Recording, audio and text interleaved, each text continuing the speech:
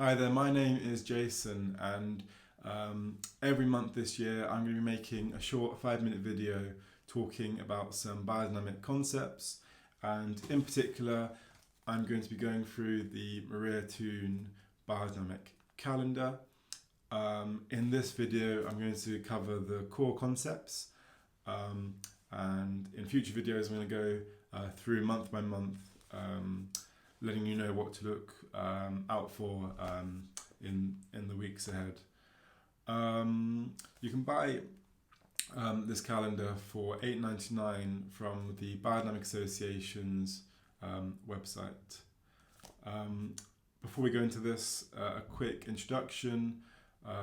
I am a horticulture and beekeeping tutor at Ruskin Mill College near Stroud, where I engage typically neurodivergent students on the land, where we grow vegetables, we grow flowers, we do some landscaping, we look after chickens, we look after bees, and it's in order for them to gain confidence, have a therapeutic benefit, and also to learn skills that they can take forward with them into the future.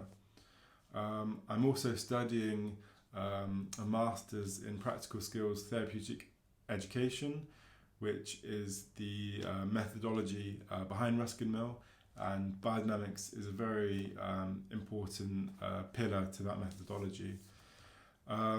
I also have a biodynamic blog called biodynamictraine.com, where I just post some articles about biodynamics, and I also write daily biodynamic messages, just a short paragraph every day, for American music producer Rick Rubin for his website called tetragrammaton.com, and I've been writing those for almost a year, talking about the planetary and lunar rhythms, very similar to the Thun. Okay, so let's look at the Thun Biodynamic Calendar.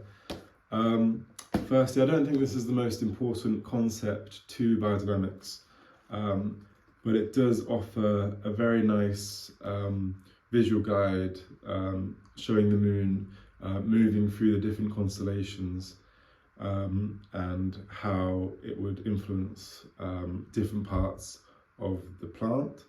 So ideally it offers a very nice guide of what to do on which day for the most favourable results. So there are 12 constellations in the zodiac, and each zodiac corresponds to an element. So you have earth, water, air and fire. So let's quickly look at it. So for example, Virgo, Capricorn and Taurus are earthly signs. So in biodynamics they correspond to the root of the plant. Then Libra, Aquarius and Gemini are air signs, and they correspond to the flower of the plant. And Scorpio, Pisces and Cancer are all water elements, and they correspond to the leaf of the plant. And Sagittarius, Aries and Leo, they are all fire signs, and they correspond to the fruiting and the seeds of the plant. So for example, we grow carrots for their roots, we grow cauliflower for their flowers, we grow spinach for their leaves, and we grow tomatoes for their fruits. And so from the perspective of Earth, we see the moon passing through a constellation of the zodiac every 2 to 3 days. Okay, so let's look inside the calendar. So first I just want to show you that each month is actually spread across 2 double pages, which is really great because there is a lot of information that's covered in these pages. So first we have the days of the week here, and over here we have the constellation that the moon is currently in. So if we take the 1st of January as an example, we can see that the moon started in the constellation of Sagittarius, which corresponds to a day favourable to fruits. And then at 9 o'clock it moved into Capricorn, and that is a favourable sign for tending to root plants. And we can see that roughly every 2.5 days we transition from an earthly constellation to an air constellation to a water constellation. This would be a fire constellation, but due to the moon being closest to the earth in perigee, it actually creates a unfavourable time. So you could see if you were wanting to plant fruits, you might look at these 2 weeks and you'd only see that you have 2 options in which to do it. So this calendar does allow you to really plan ahead, but I'd also say do your own experiments in your setting, record which day you're planting something, and kind of do your own experiments. Also here we have the solar and lunar events, and the top just shows which constellation the sun is in, so it's in Sagittarius there.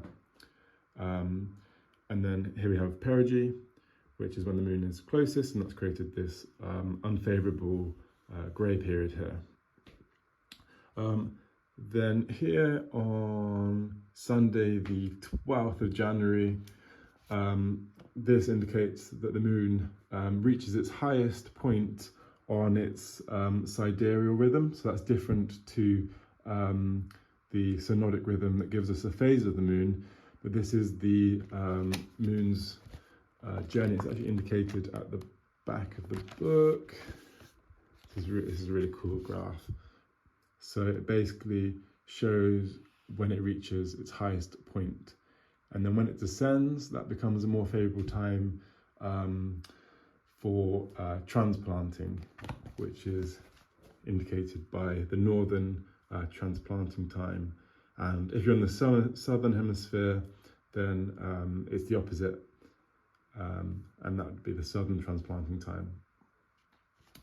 Okay, and you can also see, so Sunday the 13th we have a full moon, and we also have a trine, which means that there are 2 planets in the solar system that are 120 degrees apart from each other, and they both happen to be in fire signs, which then actually kind of overrules the moon in the constellation of Gemini and creates a short window that's favourable to tending to...